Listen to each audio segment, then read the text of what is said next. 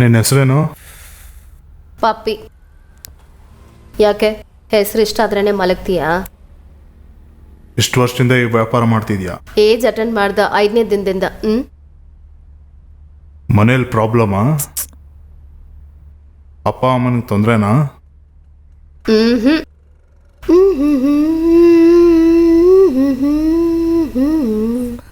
ಯಾರನ್ನಾದ್ರೂ ಕಂಪೇಲ್ ಮಾಡಿದ್ಯಾ? ಹಾಗಲ್ಲ, ಏನೂ ಅಲ್ಲ.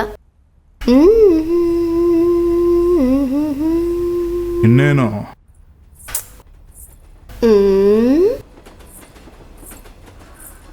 ತುಂಬಾ ಇಷ್ಟ ಆಗಿದ್ರಿಂದ.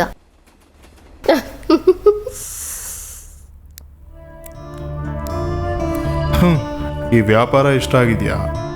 ಯಾಕೆ ಸೆಕ್ಸ್ ಅಂದ್ರೆ ನಿನ್ಗಿಷ್ಟ ಇಲ್ವಾ? ಎಲ್ರಿಗೂ ಇಷ್ಟ ತಾನೆ. ನನಗೆ ಸ್ವಲ್ಪ ಹೆಚ್ಚಾಗಿ ಇಷ್ಟ ಆಗತ್ತೆ.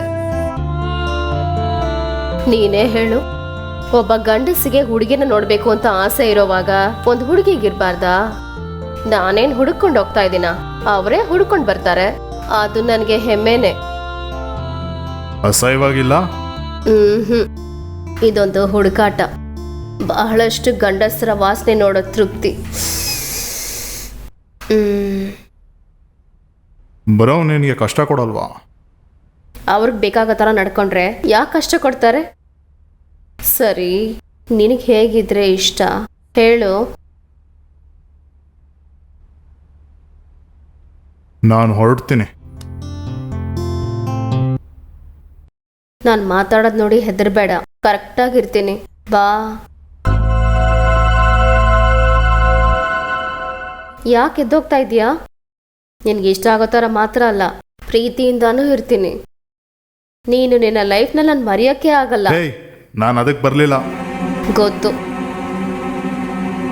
ನೀನು ಶರ್ಟ್ನ ಬಿಚ್ಚಿಡೋವಾಗಲೇ ಪೆನ್ನನ್ನು ಭದ್ರವಾಗಿ ಎತ್ತಿಟ್ಟೆ. ಆಗಲೇ ನನಗೆ ಅರ್ಥ ಆಯಿತು ನೀನು ಬರೆದು ಸಂಪಾದಿಸೋನು ಅಂತ. ಆದ್ರಿಂದಾನೇ ನಿನ್ನ ಹತ್ರ ನಾನು ಸುಳ್ಳು ಮಾತಾಡಿದೆ.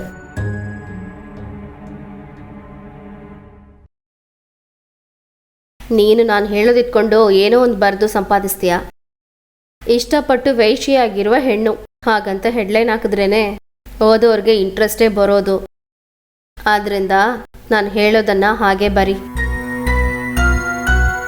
ನಿಜ ನೋವಾಗತ್ತೆ, ಆದರೆ ಸುಳ್ಳೆ ಗೆಲ್ಲುತ್ತೆ. ಒಂದು ನಿಮಿಷ ಇರು.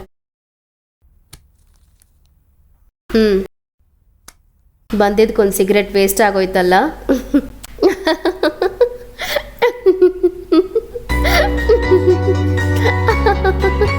ಯಾವಾಗಾದ್ರೂ ಅನಿಸ್ರೆ ಬಾರಯ್ಯ.